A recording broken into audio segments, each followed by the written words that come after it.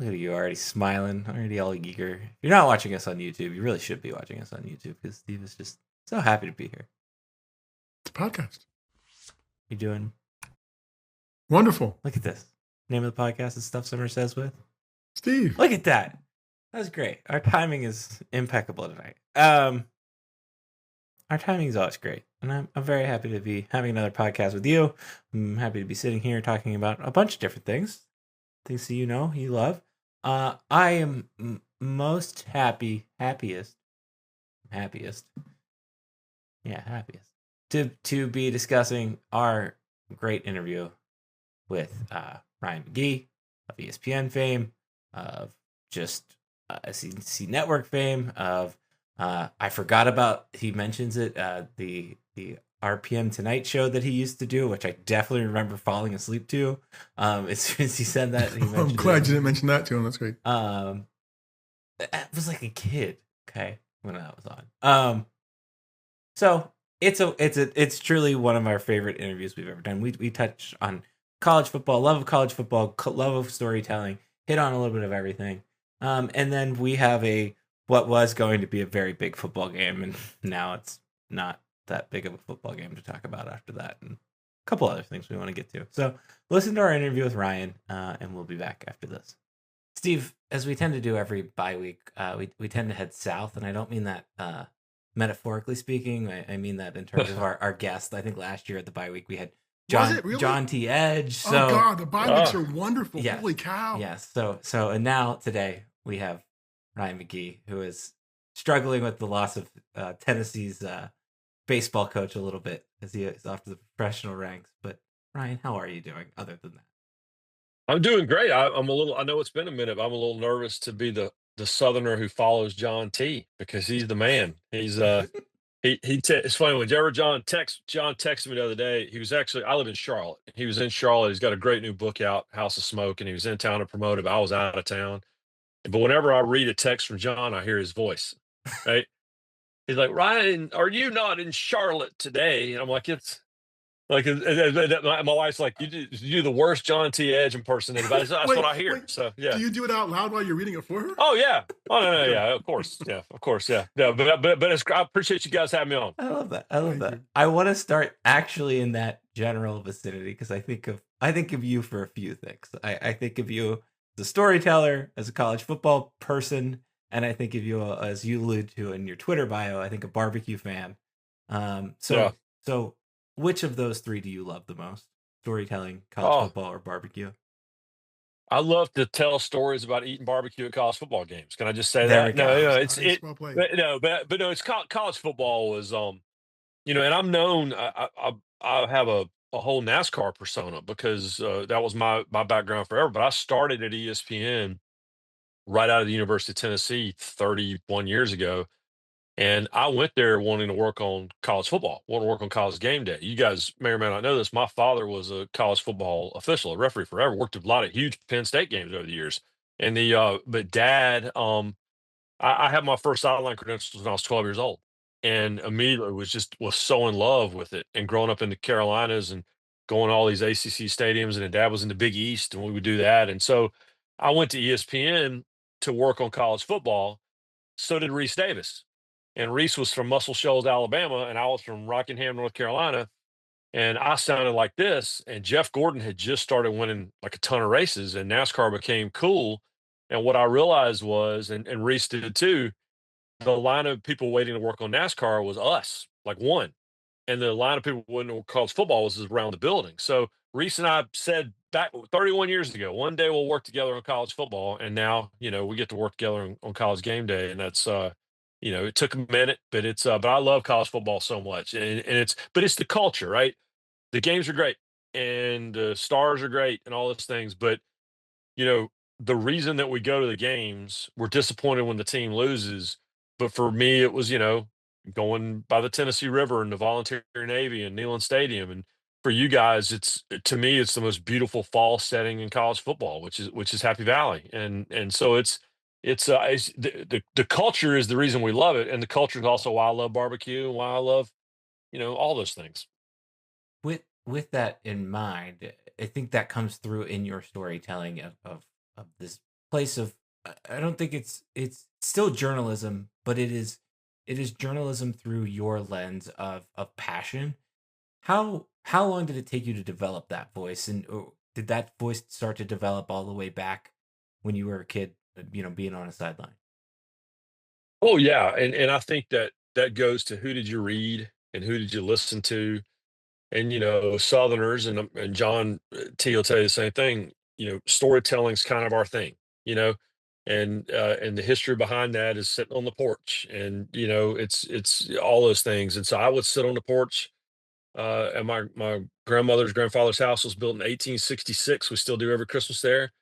And he'd sit on the porch, granddad would, and grandma would, and tell us stories. And I think that's where it started. And my dad is a great storyteller, just telling stories about games he officiated, or about high school baseball games he played in, or playing college baseball at East Carolina. And so that's kind of what you grew up with. And growing up reading, the great Southern columnists, Louis Grizzard at the Atlanta Journal Constitution, and for me it was there was a writer named Snow in Raleigh, North Carolina, and we just these Furman Bisher, out of Atlanta, and we'd read these columns, and was just really fortunate to hear and sit in the press box, whether I was in high school or in college or now.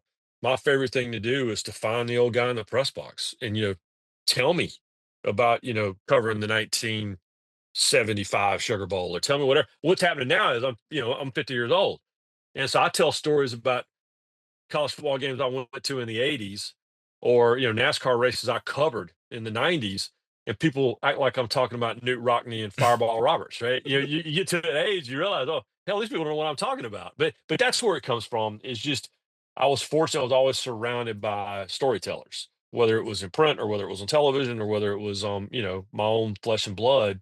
And the goal now is to, and I appreciate you saying what you said. The goal now is to do them justice, right? To do the what they taught me justice, and hopefully we're doing that. I'm curious. Do you what do you think is the state of storytelling right now? There's so many more options. There's so many things there, but it Yeah. feels like that shared knowledge of a storyteller, whether it's from Bisher or somebody else, we don't share a story as much as we used to be able to either pass it down or talk about it amongst each other. So I'm curious what you think the state of storytelling is. No, it's a great question, and so every week, in the fall, we travel to all these SEC campuses from Marty and McGee, and a lot of those weeks we get to go talk to college journalism classes and sports writing classes, and this is the conversation that we have all the time, which is there a place in the future for just writing an awesome column? Like one of the most important jobs that I have is I write the lead column off the college football playoff national championship game every year for ESPN. Done it for 10 years. And I take that very seriously. And I have professors that will argue with me about it, saying, why? Because the consumer, their habits have changed. And I'm like, well, I have to take very seriously being the story of record. So, right now I'm working on a book project about the 1924 college football season, the Four Horsemen and Red Grange and Pop Warner and Stanford and the Rose Bowl. And if Grantland Rice and these guys hadn't written what they'd written, I wouldn't be able to do that research. And so it's our job as chroniclers, right? We're the archivists, whether we like it or not. And then our job too is, I recognize wholeheartedly that I have a dream job, and not everyone can sit in the press box or stand on the sideline or talk to Nick Saban or whatever. So my job is to take the people who read my stuff or watch my stuff on television, is to take them in there with me. I mean, that's the job, whether that's now or whether it's something they watch, 20, 25 years from now. So it's a really long way of saying, I think people still want this. And what's interesting is the professors a lot of times are the ones pushing back, go, well, the numbers say this, and but then the 20-year-old sitting in the room, I'm like, well, do y'all want to read this? And they all go, yes. I think we're too quick to say that they don't have a long attention span and they just want things in chunks. And I have a 20-year-old daughter, and she will sit down. If a movie is good, she'll watch it for 3 hours. Or if a book is good, she'll read it for a week. If it's not good, she won't. And so I think if you give them the stories, I think people will dig it. I wrote a story about the Four Horsemen from Notre Dame on the 100th anniversary of their game against Army a year ago this week, and got a little pushback from some editors like, "This is too long." I'm like, "I don't think it's too long because I think it's good." And then the engagement numbers that we got back were off the chart. And engagement number is the amount of time spent with the story. I'm like, well, they either went to sleep reading it or they spent a long time reading it, right? And so I think there's still a platform for it. People want it, but we just can't automatically say people don't want long form because we all have phones. I think that's a cheap way out of doing the work. I think Well, go ahead, Darren. I was gonna say it's funny you say that because I think one of the things I appreciate the most about you is you kind of between what you do with Marty, between what you do with the longer form storytelling, but then what I don't know that I think of you first and foremost for this, but the way you are most in my face, if I can put that politely, is the little vignettes you do on College Game Day and that are kind of Yeah. written for television almost. For you, what was that process like of learning how to write for something like television, which is a lot different than that Army Notre Dame long form, which is your bread and butter, if you will. What's interesting is, so my background, I started at ESPN as a production assistant. I was a broadcasting major at Tennessee. I wasn't a journalism major. I didn't ever write for the school paper. And so I came up through the television production ladder. And what happened was eventually I started producing features like long form stories for Sports Center I used to work on a show called RPM Tonight about motorsports. And we started ESPN the magazine. And what I started doing was, let's say I'm doing a feature on Jeff Gordon, winning the Daytona 500. And I interview Jeff Gordon for 45 minutes and we use 2.5 minutes of it on television. And so I would call the magazine and go, man, I got 35 minutes with the best race car driver in the world. Do you want a story? And they would go, yes. And so that's how I started writing for ESPN the magazine. And then I started doing the same thing for ESPN.com. So I kind of went the other way. And then I went on the producer track for a while and I ended up writing full time for the magazine and for.com. And then what was funny was they started asking me to do these television scripts and like these 30-second things. And I'm like, that's what I used to do. When I worked on RPM Tonight, we did 216 shows a year. And like the open for the show, the tease, we call it, the first 30 seconds. This is what's on the show. I did like 200 of those in 1 year. And so 20 years later, they're like, are you comfortable with, I'm like, yes, I'm way more comfortable doing that than I am.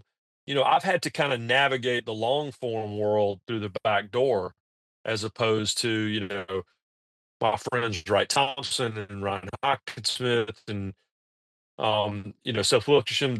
They are classically trained writers who have had to go and learn how to write for television. And I went the complete other way. Back in the high holy days of ESPN the magazine, Gene Wojciechowski and Jeff Bradley, they all call me TV boy because I came from this other direction. And I'm like, well, hey, just so y'all know, we work for ESPN, and at the end of the day, it's a television network. So y'all better figure it out. Well, and with that, there's the other form, right? Which is sort of why we reached out initially, is with the bottom 10, which isn't long form. It's a little bit of fun, it's a little bit of humor, it's a little bit of Yeah. personality, and it's shorter. So it's kind of like you're exercising all kinds of writing muscles each week. Is it a challenge? Or is Yeah. it fun to have that balance? It's a challenge, but it's fun. And this is what I talk to college students about all the time, which is, the three of us, back in the day when you're coming along, you had to choose your path. All right, I want to be a radio play-by-play guy. I want to be a sports columnist. I want to be a TV producer. I want to be whatever. I want to be a TV reporter. I want to be an anchor. And now if you want to work in the business, you have to be able to do all of it. And part of, and I tell everybody, all these students all the time, writing is the backbone. If you can write, all the rest of it you can do. Whether it's on TV or writing for someone on TV or writing long form or writing short form. And so, yeah, I love, in the course of a week, I might write a long form, written feature for ESPN.com. Captain Morgan and I write the bottom 10 every Monday night. And then in the middle, I write all these television scripts and then go host a show with Marty. And that's why I tell them, I'm the example. You need to be able to at least do a little bit of everything to be able to survive in the business. Because back in the day, everybody had their lane. Now everyone's got their fingers in everything, and you have to do that, if you want to make it, because between the phones and the television and the radio and the printed word and the online word, you have to be able to do all those things. But yeah, so the bottom 10 is fascinating because so Steve Harvey started this. I did not start it. I wasn't even the first person to write it at ESPN.com. And Steve Harvey would just do these rankings that were syndicated. He did it out off the West Coast. I would see it in the Raleigh News and Observer and the Richmond County Daily Journal. It was all we're all old enough to remember the back page with all the box scores, and that's where it would be. And so they started doing it at ESPN, gosh, almost 20 years ago. And a couple editors did it. Mark Schlabach did it for a minute, and then I took it over because no one wanted it. And as my wife reminds me, I took it way too seriously. And so I probably, but what's funny is, so you work on these super hashtag journalism, you know, heavy-handed investigative features. I've done all these things, and you work on them for weeks and months, and no one reads them. And then again, Captain Morgan and I write the bottom 10 in about an hour on Monday night, watching Landman. And next thing you know, that thing pulls this huge number, right? So why do you think that is? Yeah, yeah. Well, I think it's kind of like watching a car wreck. To me, that's part of it with the bottom 10. But also, too, and this is what I try to do with it, I think right now people want to have a good time, because everything sucks and everybody's, working really hard to make us all fight with each other all the time. And the news is awful. And, our brains were not designed to have just a constant news feed of headlines. Um, and if that's all you do all day, it just kind of is miserable. And so the bottom 10 is about a, I don't know, 7.5 minute escape. Just get, and to me, that's the goal. And there's some rules. They're unofficial rules, but they're my rules. We never mention individual players. We try to keep it fun. If a team makes a mistake, we might talk about a play, but we're not going to talk about an individual player because that's mean. And what's interesting too is there's this weird kinship that happens. Like, so the first year I did it, which was 12 or 13 years ago, Georgia State, which was a pretty new program, they won the bottom 10 championship. And all year long, I still call them Georgia State, not Southern, as opposed to Georgia Southern, not State. And I kind of braced myself for, you know, catching heat. Bill Curry was a head coach. He's a friend of mine, all this. And at the end of the season, when they won the championship, they sent me a box of stuff. And they made me a T-shirt that said Georgia State, not Southern. And then the best part is about 3 or 4 years later, they made it to a bowl game. And I felt like I was sending my kid off to college. Like the best part is when they turn it around. Like no one enjoys UT San Antonio winning football games more than me because I watched so many years where they were, 1-10, 1-11 or whatever. So the best part is when one of these teams that I've covered for so long. I mean, I knew about Diego Pavia before anyone else because he was at New Mexico State, and I had written about New Mexico State for 10 years for the bottom 10, and all of a sudden they're winning games. And Jerry Kill, who's with Diego at Vanderbilt now, Jerry Kill still gives me a hard time. He's like, "Oh yeah, we all know who you are, USOB," and he laughs because but it's not mean spirited. There are some who take it the wrong way. I've had a lot of really long conversations with really esteemed coaches about why do we even do this. I'm like, well, you don't read it because it's not pointedly mean. At least it's not supposed to be. That makes sense. There's a cult-like aspect to what you just mentioned between the people who read this, and then I'm thinking about those programs. I'm thinking about like things like the Sickos Committee. Yeah. Why do things like that make us love college football just as much as Penn State's last year or Diego now? Yeah, because it's the only sport in the world that has this, right? I mean, so James Franklin it was on game day and gave, yeah, and I thought it was great. Like just the fact that he even did that and was so honest about, he's being so forthright and honest about this has been so hard on my daughters. And, I'm worried about them. I'm not worried about myself. He was being so great and being so honest. And meanwhile, in the background, these signs are going around, and there's been all these memes about it. It's why it's the greatest sport in the world. I mean, I was standing on the sideline for Alabama at Missouri just a couple weeks ago. We done Marty McGee in the morning. I stayed for the first half, and at one point there was, they got this old fire truck and the sirens going, and the Truman the Tiger comes running out and accidentally tripped over himself and crashed into some guy with a tuba just as these like flames shot out of this thing. And meanwhile, here comes Alabama, and I'm like, this is nowhere else on planet Earth is this happening. Like, this is the greatest thing but that's why we love it. Again, it's the culture. It's like we love the games and we want our teams to win, but I can have a just as long a conversation about the Western Kentucky Hilltoppers mascot and him, and Big Red on the side of their helmet. I can have a nuanced conversation about the Big Red WKU helmets for longer than I can have a conversation about, whatever offense UCLA is running this weekend. That's why it's the greatest sport in the world. I'm curious from afar. I've heard you say, you like James Franklin, and we've talked a lot on our podcast about perspective, local and national, and where you're seeing a story from and experiencing it from. What do you like about James Franklin? What do you think he does well, and what have you seen?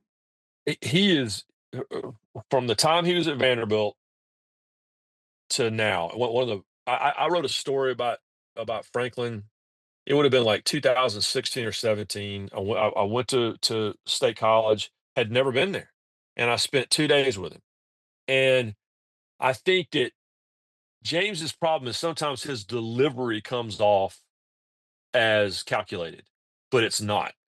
He's so honest, and I think that gets lost sometimes. Like the interview at game day is a perfect example. A lot of the feedback was, well, he's disingenuous. Whatever. No, no, no. That he was being so honest, but there's something about him that doesn't connect with certain people. But when you sit and talk with him, he, as an interviewer, as a that's what I do for a living. And having these conversations, I can sniff out immediately if I'm being fed something, if this guy doesn't want to be there, if I'm getting talking points. James Franklin has never given me talking points ever. And he's always been so honest about everything with everyone. And that's why people like him. I think from a distance, if anyone hasn't met him, they might find a reason not to like him. But I like him. And I don't all I want for people to be is the genuine article. And if you talk to James Franklin right now without a microphone, and then 20 minutes later you go back with a camera and a microphone, it's the same thing, right? And you can't say that about a lot of people. And you can like it or not like it, but I just want you to be you. What I don't want is I can't stand the guys that are giving us lectures on how to be better men, and then we know what they actually do as men, or they, their timeline, social media timelines filled with Bible verses, and that just feels like a front because because they're absolutely not adhering to what the stuff they're posting. Just be you. I don't, just and James has never been anything but James, and so I think that's and he's going to be fine. But the one thing that the buyout thing is interesting to me because I posted something on social media about you know uh it's the craziest fall I've ever seen.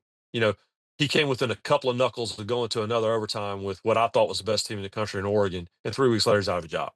And not to mention 3 points from the national championship game a year ago after winning, 2 bowl games to get there. And everybody's like, "Oh, but 50 million, he'll be fine." I get that. He will be fine. But the emotional part of it and the professional part of it and the ego part of it, anybody that says that's never lost a job, right? Because, severance packages are great. They don't make you feel any better. They don't, no matter how much it is. And so that's a really long way of saying I like him. And college football is better off with him in it. And there's no doubt he'll be somewhere, when we get to spring practice. This will be my last one, Darian. And then you. I'm curious, what should Penn State fans expect of this process? They've never had this before, right? Yeah. Paterno was gone because of all the scandal, and Right. OB came into a situation where there's never been a midseason. There's never been coaches turnover. There's that kind of thing. Yep. What are the other mile markers along this journey that Penn State fans are going to experience, or that the media is going to give to people in the next few weeks? Yeah, when you had the same coach for 150 years, which is basically what they had with Joe Paterno, right? It's hard to especially these days, it's hard to siphon out what's real, what's not real. You know, yeah, I did a documentary about Lane Kiffin a couple of weeks ago, and now everybody at Florida thinks they're going to hire Lane Kiffin, and I don't think he's going anywhere. But if you just looked at the internet, you would think that he'd already taken the job, right? And so that's the part you got to sift through, and everybody offering their outside opinion. Everybody's got their lists. These are the 5 guys that should go to Penn State, or these are the 3 guys that should go to Penn State, and it can be fun, and it's a compliment because to me, I mean, it's easily a top 10 job. I mean, it's in the history of college football, maybe even top 5, and so I don't think they're not going to have a problem finding a person. But to me, it's enjoy the racket and don't get too caught up in it. Don't get yourself too deep into it because the reality is they're going to get whoever they want because of all the jobs on the board. Don't tell anyone in Gainesville I said this, but of all the jobs on the board, that's the best one right now. All right, Ryan. Last question. What state has the best barbecue? All right. So I'm from North Carolina, and we have 2 different styles in North Carolina. We have Western North Carolina, and we have Eastern. I was born in the East, but I primarily lived in the West. Lexington, North Carolina sits right in the DMZ. And so Lexington style barbecue is where I'm at. I like kind of vinegar based, not 100% vinegar because it sounds grosser than it actually is, but a little bit of tanginess in it. That's to the Eastern North Carolina. If you go too far in Western North Carolina mountains, it's almost like ketchup they're putting on the barbecue.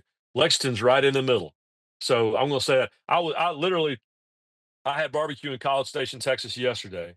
I want to like Texas brisket more than I do. Like the idea of the state of Texas is better than actual Texas, and the idea of Texas brisket is better than actual Texas brisket. But I like the sausage. I did chicken. I do all those things. I am partial to where I'm from. What I cannot do is I grew up in North Carolina, but I lived in South Carolina at the end of high school. I cannot do South Carolina mustard based sauce. It's just it's an atrocity and those poor people. Literally, as I sit here in Charlotte, South Carolina is about 2 miles south of where I am. My daughter is a student in South Carolina, but I can't do it. Like they, bless their heart, they don't know any better.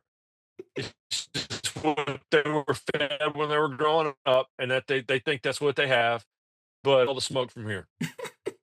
Oh, that was the exact answer I wanted. Thank you for your time. Where can people find you, your stuff, the show, all of those things? It's your moment to plug all of that. Yeah, because he needs our I mean, attention. ESPN.com. Right. No. ESPN.com. There's something up all the time. All my socials are at ESPN McGee. I don't reply a lot because it's not any fun anymore. But Marty McGee, Saturday mornings. Right now, we're on the SEC Network and on the app. On the road, and then when we get to the wintertime, we're back on 3 hours every Saturday doing radio, and it's the dumbest. It's the dumbest show on ESPN Radio, and we're now also the longest running. We're the longest, constantly tenured show on ESPN Radio, and that is a bar bet you would have lost at any point in the last 10 years. Yeah, but where else are you going to find out about it's the Buffalo Run car chase thing from a couple months ago? Good Lord, that was those guys just sent me a big old box of stuff. Yeah. What we say about Marty McGee is that when you get done with the show, what you're probably talking about are hillbilly headlines. But hopefully, about an hour later, you go, "That's a good point they made about LeBron or something," But no, he's the best, man. We literally after every show walk off the set, whether it's in Charlotte or whether it's on the road, and Marty looks at me and says, "You think we'll do it again next week?" And I go, "I don't know. We'll see." We keep waiting on the call to come. So knock on wood, they keep letting us do it. I love that. Well, thank you very much, Ryan. Thanks, Ryan. Appreciate you guys. Yep, thanks. Steve, I think I tried to convey this there in our conversation with him, and I think hopefully it came through in our conversation with him from his side to people that maybe don't know him. I think he, above all, embodies and gets what makes college football fun. And I think Marty, his co-host and Marty, also does a really good job with that as well. And I've been like weirdly thinking about that this season, like how we for the last couple of years have been so intense about college football, and it's kind of not to put a nice PR spin on the James Franklin firing, but like it's a nice recentering of values. And I think the love that he has for the sport comes through in his storytelling, comes through in the way he talks about it, and in the work he does. And I just so appreciate that authenticity. Yes, it's the thing he enjoys the most. He conveys it well. He knows the history. He's been a part of it with his father as the official. He's covered it. I think it's a little easier to enjoy it all the time if you can look at more than one team, right? Yes. I think if you don't have to live and die with a team, it's easier to do that, and he has that benefit. But he's just. We talked to him, and then you start looking at the things he did the week we talked to him, and just a couple of the long form pieces and some short stuff, and just contributing to game day. You know, I'm not quite sure how he gets it all done, and I know he doesn't do it all on Monday nights when he's doing the bottom 10, but he does it well, and I really appreciate him making time. And now we've set a bar for the off week next year of finding somebody from the South. Apparently, yeah, I didn't know that. SEC vibes. Maybe we can go ACC. Well, I mean, he's kind of sort of ACC, although he went to Tennessee. So, no, thank you to Ryan for joining us. That was a great conversation.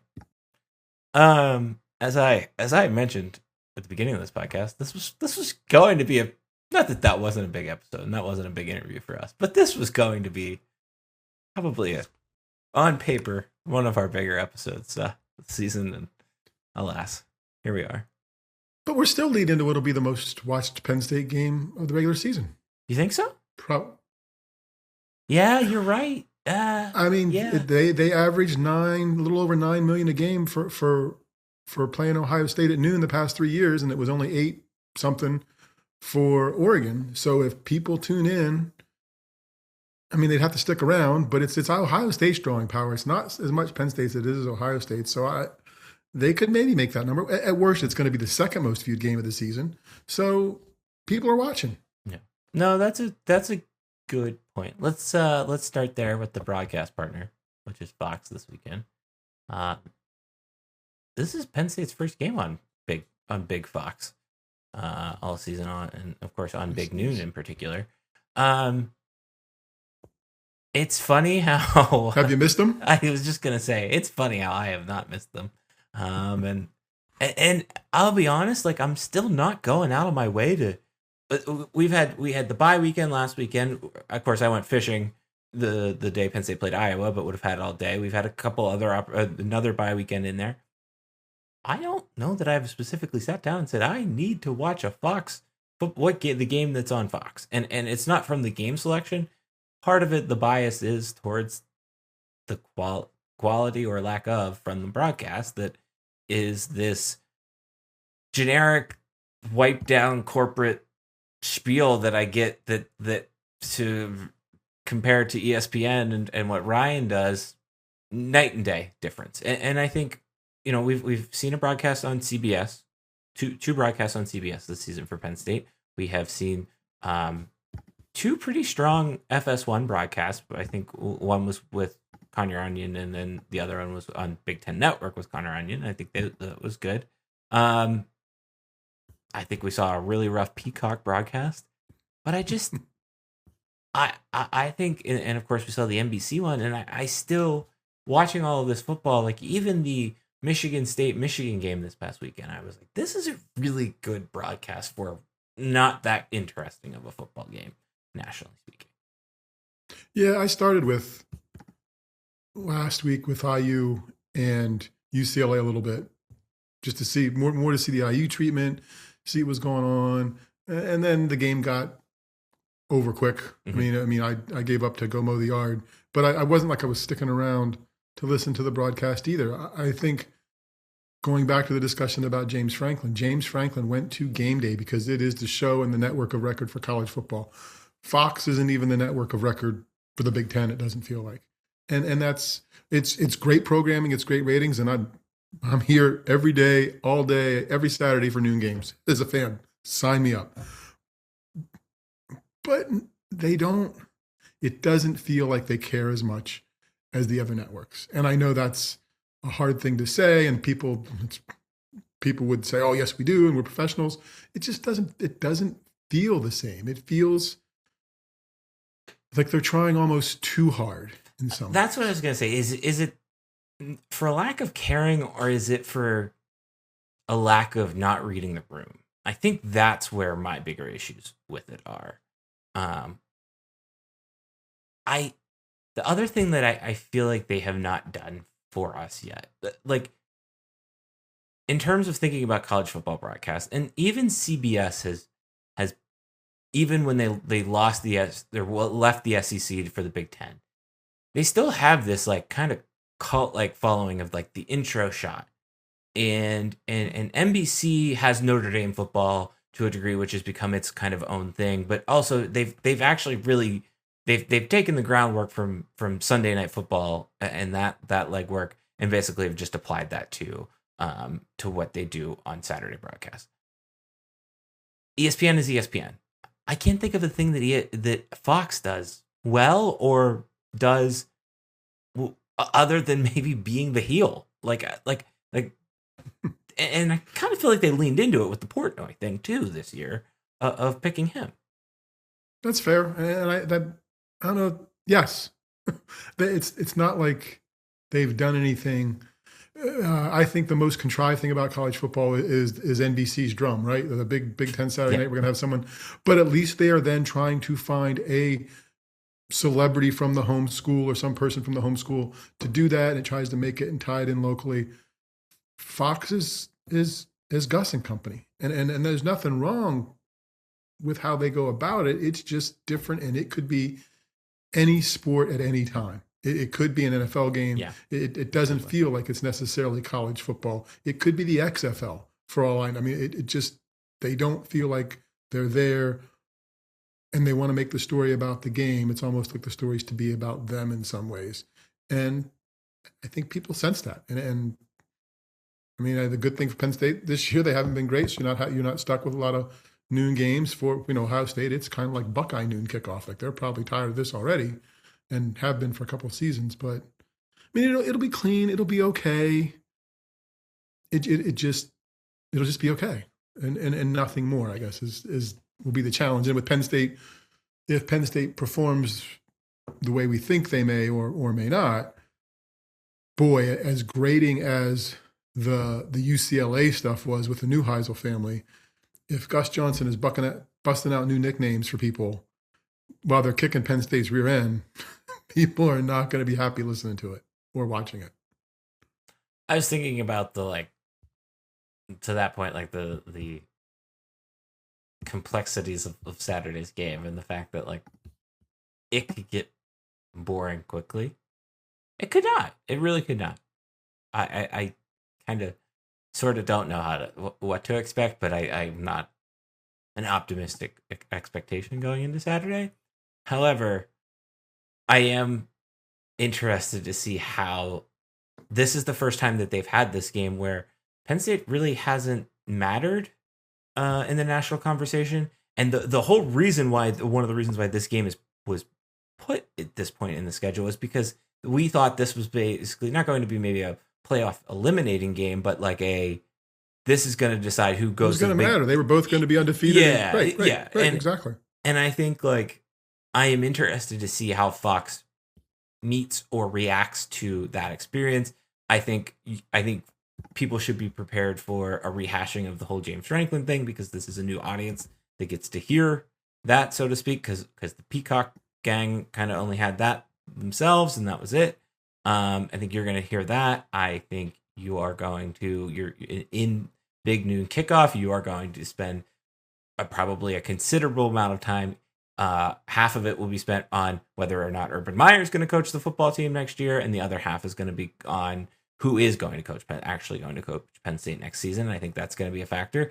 I think other than that, like, it's not to say that this could turn into like the home broadcast quickly, but it could turn into, like, to your point, yes, like the Buckeye noon kickoff experience.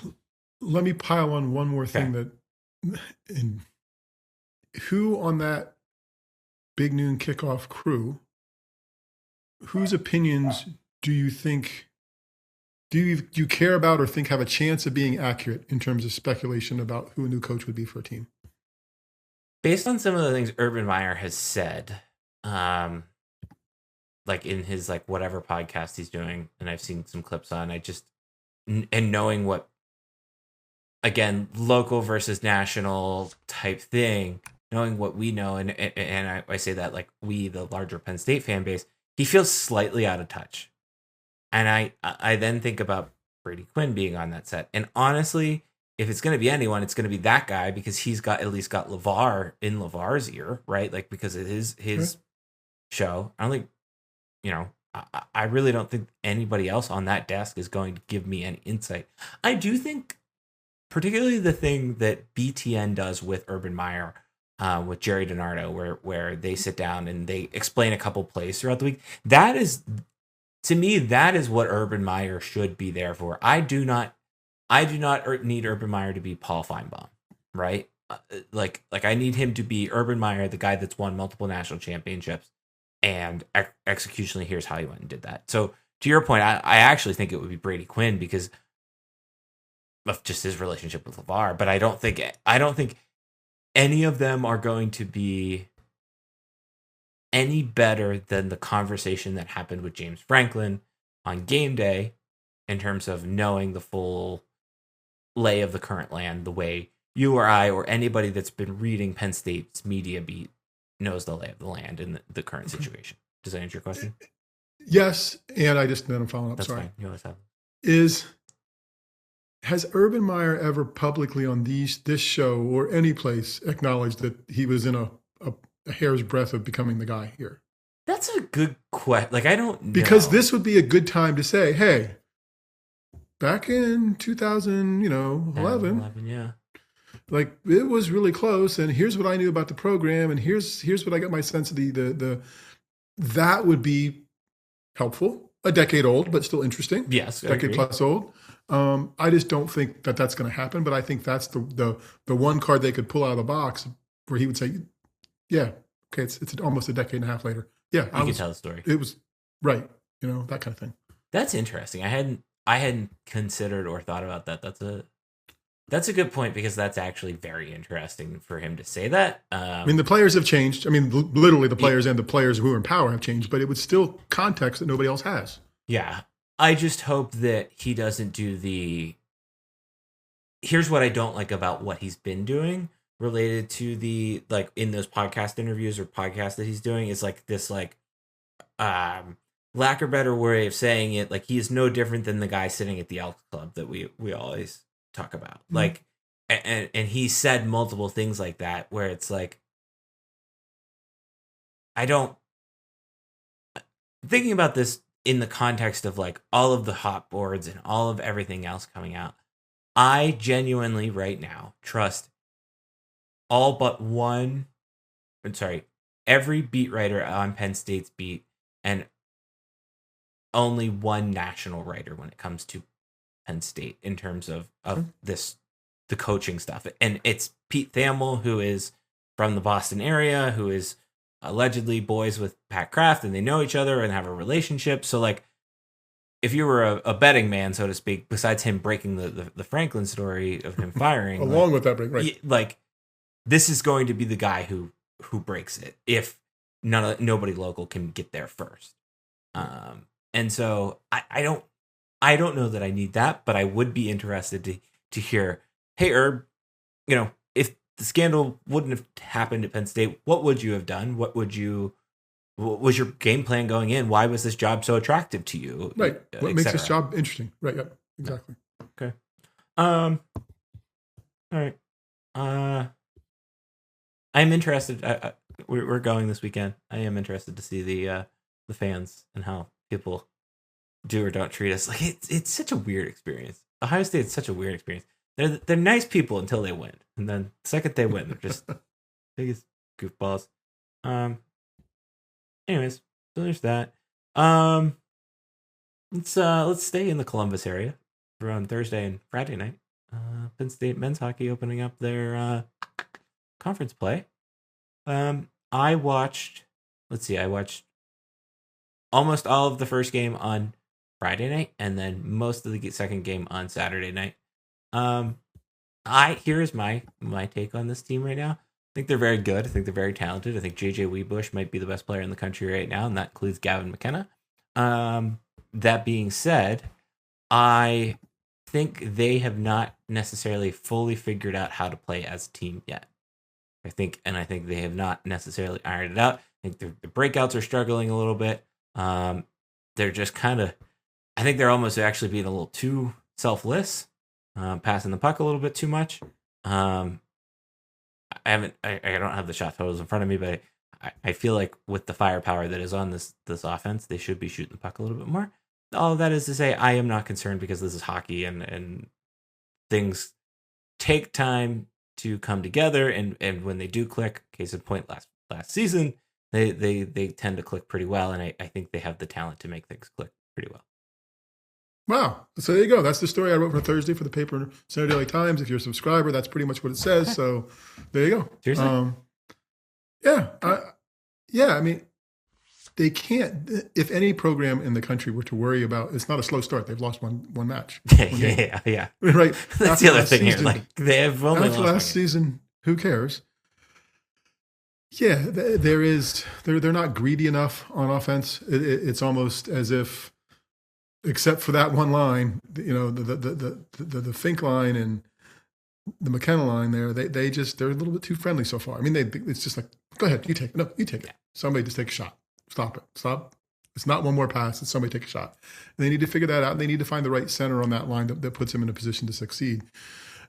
There's a little bit of non-con fear from what I've seen there. Their opponents, I think, are 7-19 combined that they've played so far. So it's not like they're playing big powerhouses, but I don't know if anybody is. I think it's just going to take time. They'll figure it out. And there's a lot of good offense. There's a lot of sloppy defense that's a little scary. And I think more talented physical Big Ten teams can do the physical stuff that the other teams have been trying and maybe be more successful. So they're going to have to figure out how to not get penalties too, because they're the most penalized team in the country, and you probably can't do that in the Big Ten and win a lot of games. No. I was thinking... But fun to watch. Yeah. I was thinking about... they weirdly remind me of the Lightning team that was actually the Lightning team that set the NHL points record and then lost in the first round of the Blue Jackets. Staying in Columbus in a 4-game sweep. That was a rough time for me.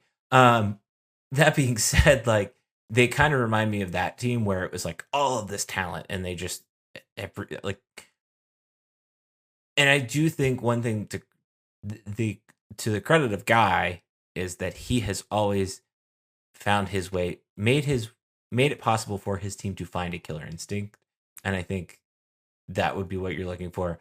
I think defensively, like in the defensive zone, I think they have I think it's weird because I think they're being a little too selfless, but at the same time, they're all like, oh, we got to get back up ice. We got to get it back up on the offensive side too quick. And I think if they take a second to slow down in the defensive zone, I think they're going to be fine. All that is to say, I'm not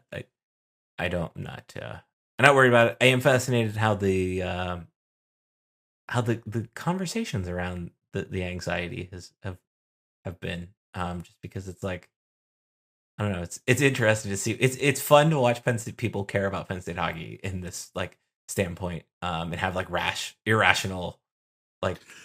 Well, I think the draft picks and the hype made everybody think, oh, they're just going to be awesome. Yeah. It's going to be great.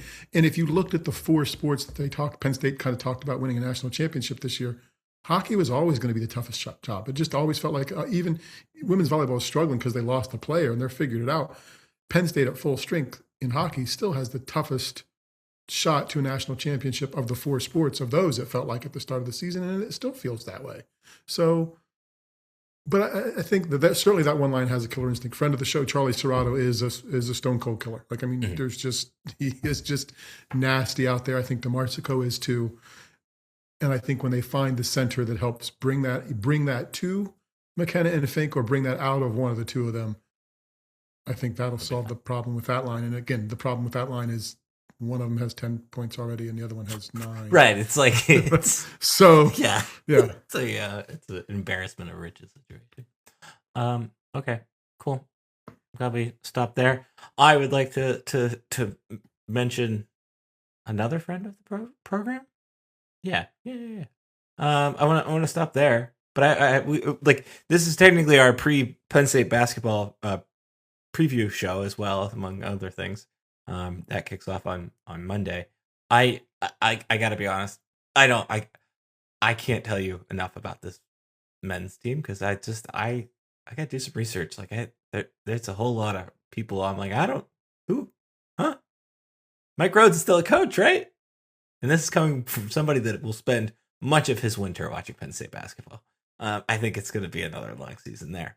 The main topic that I wanted to get to, which is something we have not talked about yet, in part because I think they announced this during the game where James Franklin got fired, is that Penn State women's basketball is going to spend most of their season at Rec Hall. And I want to shout out myself and I on this one. I wrote a column a few years ago saying that make Penn State men's basketball earn the Bryce Jordan Center. That is clearly what they are doing with women's basketball. And I think this is a great idea. Build a culture, build a community, build something around being close, almost feeling like you're in the action at the game, really being right there. I think this was a great call by Penn State to put most of their games in Rec Hall.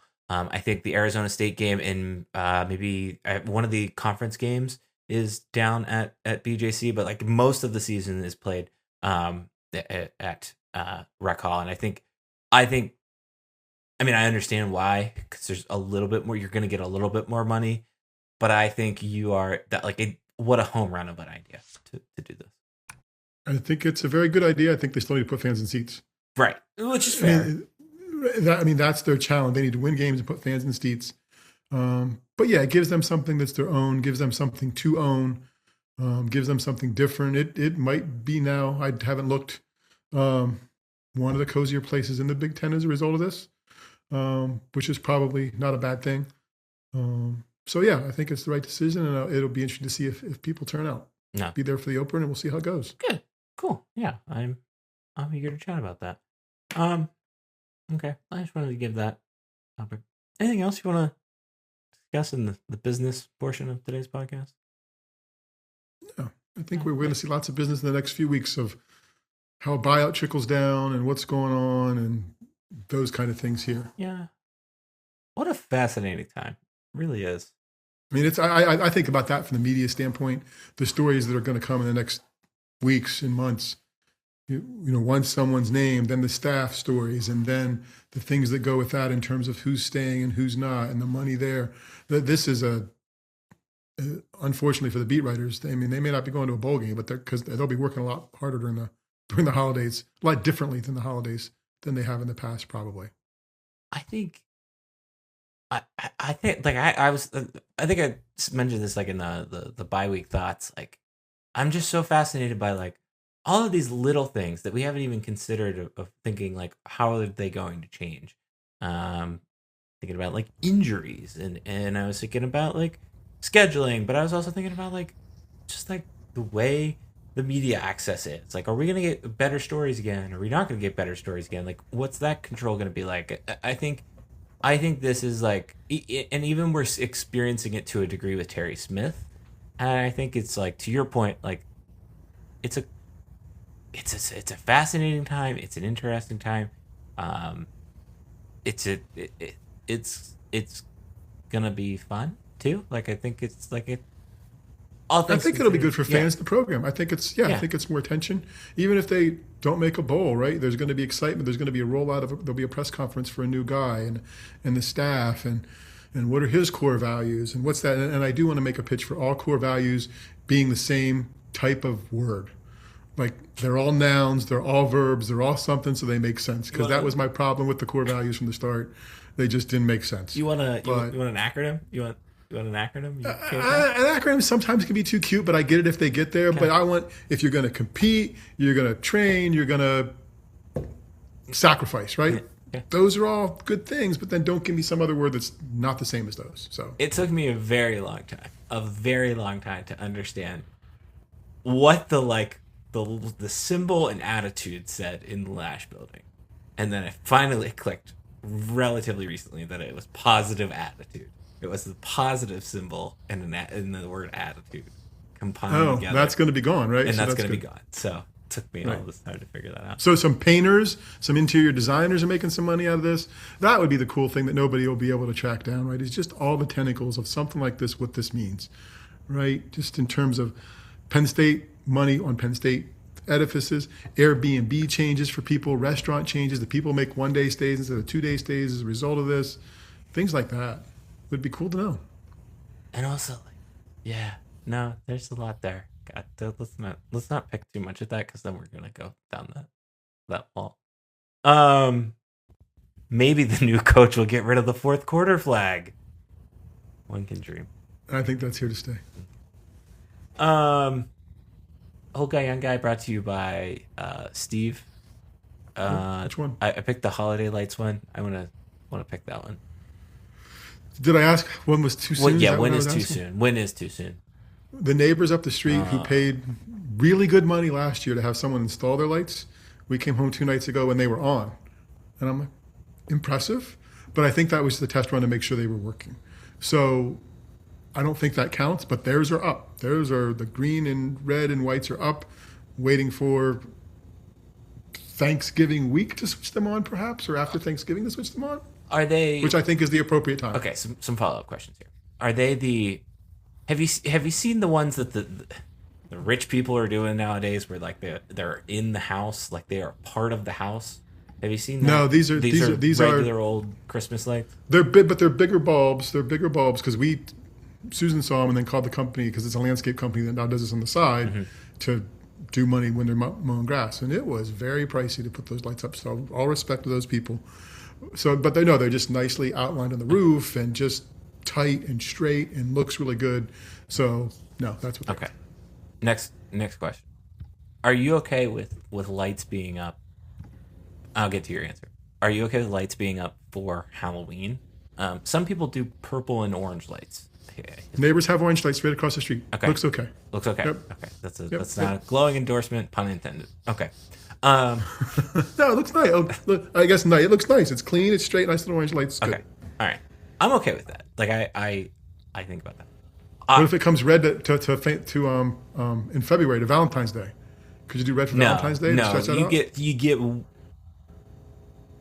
you get one holiday. I'm sorry. I think you get whatever you celebrate in December. That's pretty much all you get.